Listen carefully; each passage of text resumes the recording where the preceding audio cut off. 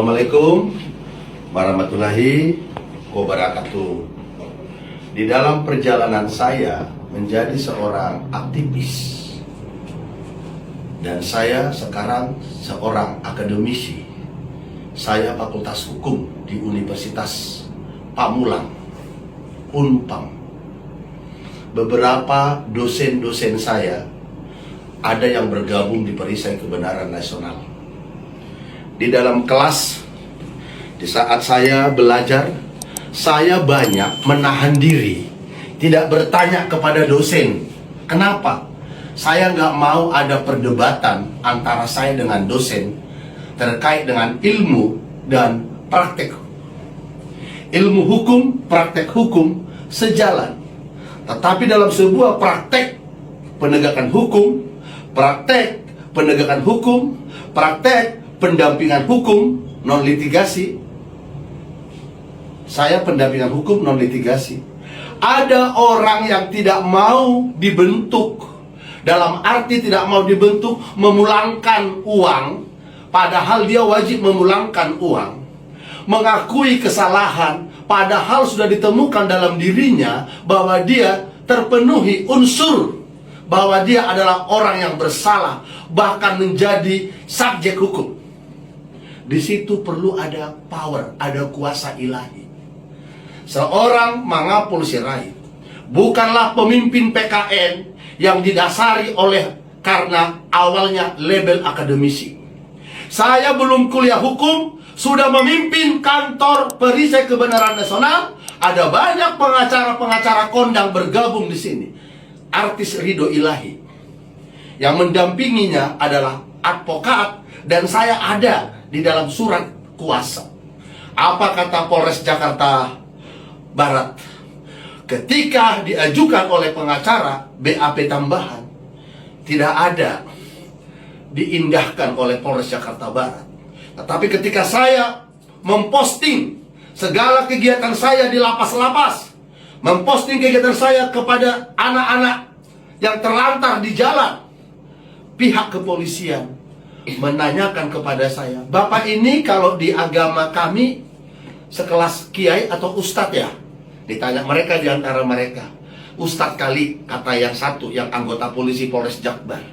Saya mengatakan, "Bang, Pak, saya ini sudah tidak hanya wajib untuk melakukan kebaikan, tetapi saya ini punya prinsip, punya keyakinan bahwa melakukan kebaikan adalah makananku. Saya Kristen. Di dalam firman Tuhan, Yesus Kristus Isa Al-Masih mengatakan, makananku ialah melakukan kehendak Bapa, kehendak Dia, maksudnya kehendak Allah di surga, yang mengutus aku untuk bisa menyelesaikan segala tugas-tugasnya Bapa di surga. Itulah makananku setiap hari, melakukan kehendak Tuhan, membela orang-orang yang disebut tersangka utama, padahal dia harusnya cukup pasalnya 131 Undang-Undang RI nomor 35 tahun 2009 tentang narkoba. Tapi ada oknum kepolisian, Polres Tangsel Reserse Narkoba, telah menempatkan Tatang Sutarlan alias Itang menjadi tersangka, dan pasalnya 114, 112, 132 Undang-Undang RI nomor 35 tahun 2009. Padahal di kasusnya US yang ada di Polda, dia tidak didapati dia bersalah. Tapi barang yang di rumahnya itu, yang dikontrakannya itu, Tatang yang mengambil dari rumahnya US. Harusnya dia pasalnya 131. Mengetahui tidak lapor, dia bisa diancam pidana setahun. Dan sebenarnya Tatang alias Itang dan istrinya dan semua keluarganya sudah diskusi kepada ada yang namanya dosen, yang tidak saya sebut siapa namanya dosen itu, kepada seorang yang namanya tidak disebut bahwa dia adalah advokat, dan dia sebenarnya juga anggota DPR. Udah diskusi istrinya Tatang, ada koper di rumah kami. Bagaimana nih koper? Tatang kok belum pulang-pulang? Apa kata seorang advokat dosen itu, menurut keterangannya Sri Wahyuni, tunggu aja sampai hari Minggu. Kalau nanti hari Minggu tidak juga pulang Tatang, ya, nanti baru kita akan memikirkan langkah berikutnya. Ternyata apa terjadi? Di hari Minggu itu, Polres Tangsel datang memanggil yang namanya Tatang. Dalam arti assalamualaikum, ada yang namanya Tatang. Oh ada, Tatang menjawabnya. Lalu terjadi di situ pengambilan koper, dibawa ke Polres, yang seharusnya kata US dia sudah terbuka kepada Polda, biar satu berkas aja.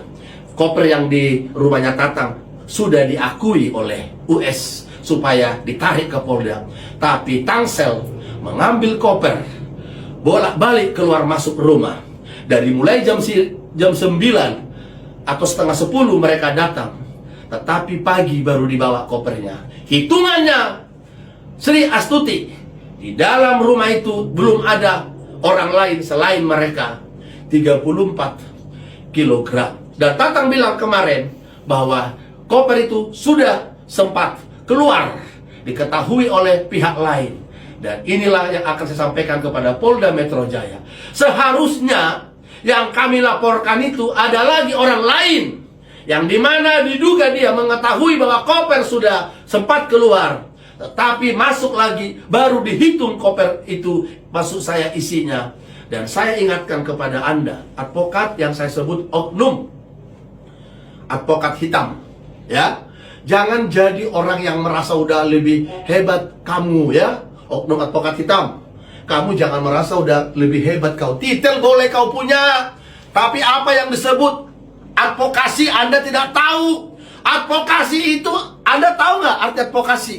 Jangan menjadi seorang oknum advokat yang segera langsung mengiyakan apa kata orang, padahal orang itu adalah diduga belum tentu benar. Kalau kami di sini, semua pengacara di sini yang terdiri dari akademisi, ada mantan hakim tinggi, dan ada di sini jenderal bintang 2 pengacara, semuanya mau mengikuti apa yang saya sarankan. Di sini nggak menerima kasus perceraian, karena saya seorang Kristen. Di sini, ya, saya bilang kepada para pengacara, di Perisai Kebenaran Nasional tidak menerima kasus perceraian, karena ajaran agama Kristen tidak boleh bercerai. Kalau Bapak mau terima di kantor Bapak, terserah, saya katakan. Di sini steril. Jadi jangan anggap karena titelmu ada di belakangnya tulisan-tulisan, Anda sudah merasa hebat. Sudah saya tag tentang Anda. Ternyata Anda hanyalah seorang yang lulusan, padahal belum tentu Anda mampu berargumen dengan saya. Saya nggak level untuk argumen dengan Anda. Karena apa? Saya sudah pastikan berargumen dengan Rocky Gerung, Hariman Siregar, Ferry Amsari, ya, Habibur Rahman. Ketika acara, mampu saya berargumen kepada mereka, disaksikan oleh ribuan orang dan ada tepuk tangan. Anda sudah pernah nggak? Belum pernah. Tapi diduga Anda hanyalah oknum advokat yang tidak tahu arti advokasi, di mana undang-undang advokat mengatakan bahwa pengacara adalah penegak hukum, yang dimana dia tidak berseragam, tetapi dia juga adalah pilar keempat dari penegakan hukum. Demikian saya sampaikan. Jangan Anda rasa Anda sudah hebat, Anda diduga. Dengar ya, ini diduga. Dengar ya, diduga. Anda on. Mangapul Sirait, Ketua Umum Perisai Kebenaran Nusantara. Ya, nggak menguasai. Ini kalau bela klien ini, kliennya rugi nih, ya. NO ini apanya nih? Perkaranya ini. Atau kalau pidana tinggi hukumannya kliennya, lalu banding makin naik, ya. Makin naik, ya. Apa harus ditelaskan sama dia perkara-perkara kita? Biar tahu dia nih, ya. Ya, boleh tunjukkan nanti. Oke, terima kasih.